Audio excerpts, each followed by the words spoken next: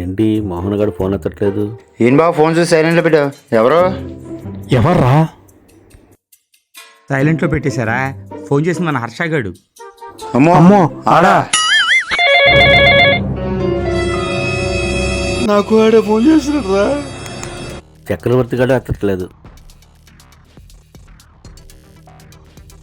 రే హర్ష గడ్రా సైలెంట్లో పెట్టేశా. సరే మళ్ళీ మోహన్ గారికి చేద్దాం.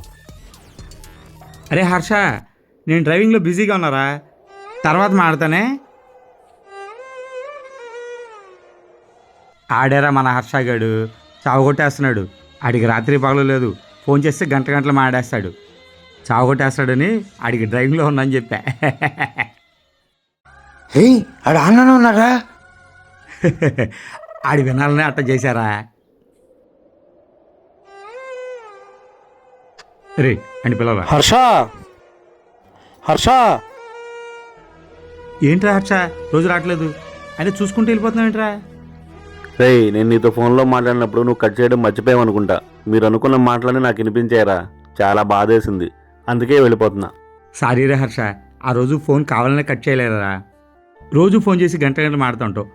ఆ విషయం నీకు తెలియాలని అలా చేశారా? ఏమనుకోబాగరా. అరే హర్ష, నువ్వు ఫోన్ చేసినప్పుడు ఇంక గంటలు గంటలు మాట్లాడాలి. మా అవసరం నీకు ఫోన్ చేస్తే నువ్వు ఫోన్ ఎత్తవు.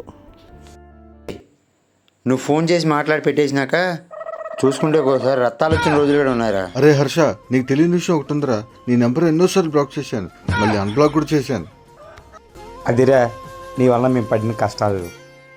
మిమ్మల్ని ఇబ్బంది పెట్టినందుకు సారీరా.